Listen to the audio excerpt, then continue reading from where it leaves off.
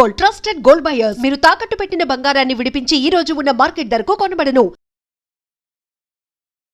So చాలామంది పిల్లల్లో ఇంట్లో చూసుకున్నట్లయితే గ్రోత్లో చాలా చేంజెస్ కనిపిస్తూ ఉంటాయి. ఇద్దరు పిల్లలు ఉన్నప్పుడు ఒకరు కొంచెం హైట్గా ఉండడం, లేదా ఒకరు బొద్దుగా ఉండడం, ఒకరు ఎప్పుడు సిక్ అవ్వడం, ఒకరు హెల్దీగా ఉండడం, ఇలాంటివి జరుగుతూ ఉంటాయి కదా. మనకి పిల్లలకి అసలు ఎలాంటి ఆహారం ఇవ్వాలి, దట్టు 10 ఇయర్స్ లోపు, లేదా మోస్ట్ చాలా ప్రీషియస్ టైం అంటే 5 ఇయర్స్ 6 ఇయర్స్ వరకు కూడా వాళ్ళకి ఎలాంటి ఫుడ్ ఇవ్వాలి, ఎలాంటి ఫుడ్ ఇవ్వడం వల్ల ఫ్యూచర్లో వాళ్ళ గ్రోత్ కానీ హైట్ కానీ వీటిలో చేంజెస్ అనేవి కరెక్ట్గా ఉంటాయి తెలుసుకుందాం. ప్రస్తుతం అంతా ఉన్నారు డాక్టర్ ఊహ, క్లినికల్ డైటీషియన్, ఇంకా lactation consultant. So Medicover hospital నుంచి మాట్లాడేద్దాం. నమస్తే అండి.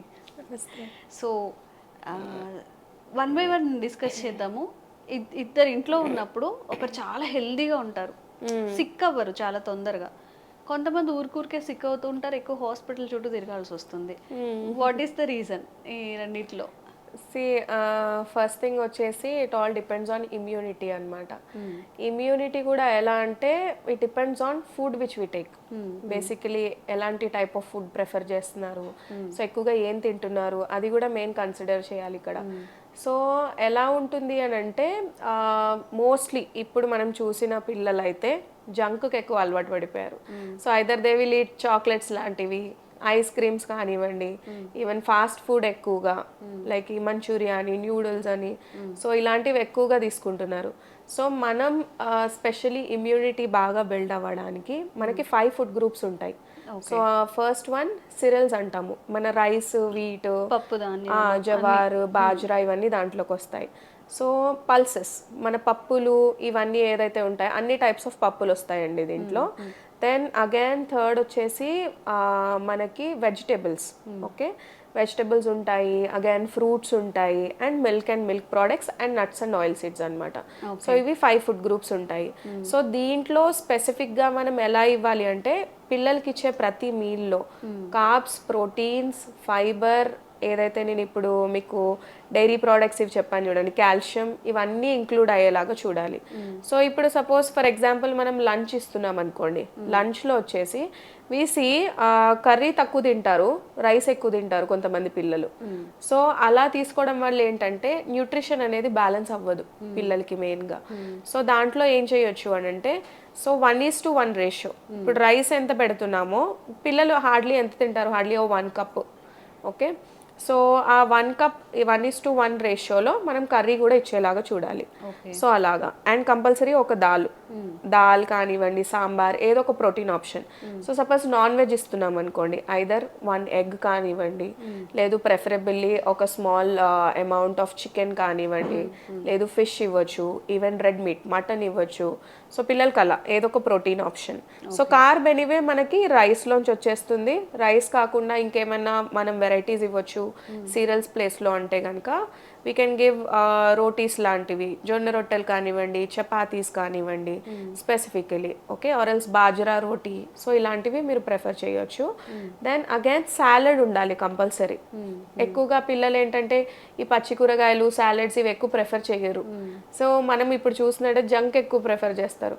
సో అలా ఎక్కువగా ఆకుకూరలు ఉండేలాగా చూడాలి. సో ఐదర్ ఏదన్నా కుకుంబర్ కానివ్వండి, క్యారెట్, ఏదో ఒకటి సాలడ్ లాగా, స్ప్రౌట్స్, ఈవెన్ స్ప్రౌట్స్ కూడా ఇవ్వచ్చు.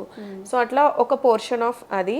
అండ్ ఆల్సో కర్డ్, డైరీ వచ్చేసి either in the form of curd or butter milk మనం ప్రిఫర్ చేయొచ్చు. And also oil or ghee, మనం ఎనీవే కుకింగ్లో ఆయిల్ యూస్ చేస్తాము, సో ఈవెన్ ఘీ కూడా ప్రిఫర్ చేయొచ్చు. సో ఈ అన్ని ఫుడ్ గ్రూప్స్ తిన్నప్పుడే it would make a balanced meal అనమాట. సో అప్పుడే న్యూట్రిషన్ అనేది బ్యాలెన్స్ అవుతుంది పిల్లల్లో. సో అలా అన్ని మీల్స్లో అలా ఇంక్లూడ్ చేసి తీసుకోవడం వల్ల ఆటోమేటిక్గా ఇమ్యూనిటీ అనేది బిల్డ్ అవుతుంది. సో కొంత బేబీస్ ఏంటంటే ఎక్కువగా సిక్ అవుతారు, లైక్ ఐదర్ ఎక్కువగా జలుబు చేయడము, లేదు అంటే ఫీవర్ కేసెస్ కానివ్వండి, ఎక్కువగా సిక్ అవ్వడం, లేకపోతే అబ్డామినల్ డిస్కంఫర్ట్స్ కానివ్వండి. సో అలా ఉంటుంది. సో ఎప్పుడైతే మనం ప్రాపర్గా అన్నీ తీసుకుంటామో, like as I told you 5 food groups include చేసినప్పుడు, అండ్ మన ప్లేట్ చూడగానే ఏంటంటే ఒక కలర్ఫుల్గా ఉండాలి. సో అలా తీసుకోవడం వల్ల ఏంటంటే కొంచెం ఆటోమేటిక్గా ఇమ్యూనిటీ బిల్డ్ అవుతుంది, at the same time growth కూడా ప్రాపర్గా ఉంటుంది. ఓకే, ఈవెన్ అకాడమిక్ స్కూల్లో కానివ్వండి ఎక్కువగా కాన్సన్ట్రేట్ చేయొచ్చు ప్రాపర్ మీల్ మీల్ తీసుకున్నప్పుడు.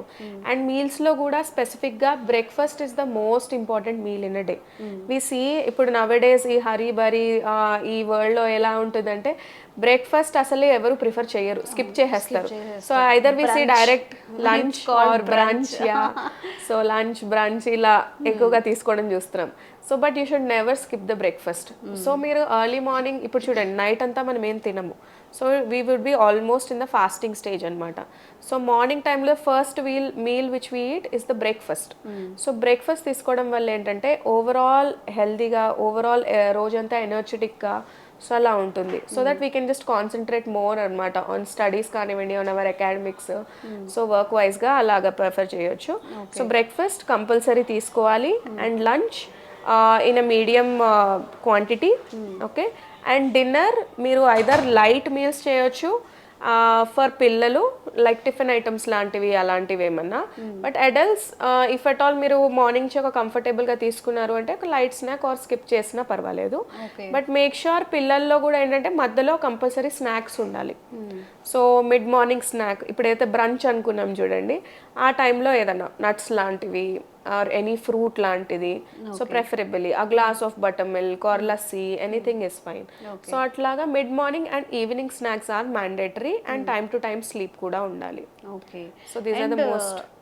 ఇప్పుడు మనం మాట్లాడుకుంది సిక్ అవ్వకుండా ఉండడం, కొంచెం సన్నగా ఉండడం, లావుగా ఉండడం గురించి. నెక్స్ట్ వన్ హైట్ చేంజెస్ అనమాట. కొంతమంది ఇద్దరు ఉన్నప్పుడు 6 feet ఉంటారు, లేదా 5 feet 5.5 ఉంటారు. కొంతమంది చాలా పొట్టిగా ఉంటారు. ఇప్పుడు ఇది జెనెటికల్ గా ఎఫెక్ట్ అవుతుందా, లేకపోతే నిజంగా? యాక్చువల్లీ 90% జెనెటిక్స్ ఉంటుందండి when it comes to height. And only maybe 10% or 5% it depends on the food అనమాట. సో ప్రాపర్ ఇంటేక్ లేకపోవడం వల్ల అలా కూడా ఉంటుంది. బట్ ఇన్ రేర్ కేసెస్ అండి, నాట్ లైక్ వెరీ షూర్ అని చెప్పలేము. It would be in like very rare cases. But పిల్లల్లో ఏంటంటే 19 years వరకు ఆ గ్రోత్ స్పాట్ అనేది ఉంటుంది.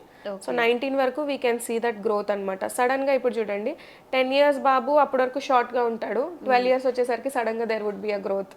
So it all depends on the growth spot and genetics అనమాట. ఓకే. ఓకే.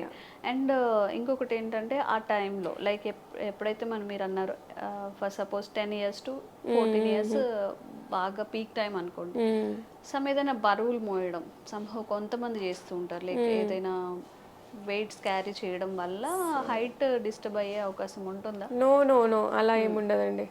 సో వెయిట్స్ ఆ ఏజ్కి it's not preferable first thing.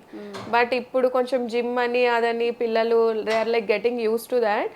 But not preferable specifically at that age. కొంచెం ఒక 20+ అట్లా క్రాస్ అయితే we can just prefer them for lifting and all that, if at all వాళ్ళు interested అంటే.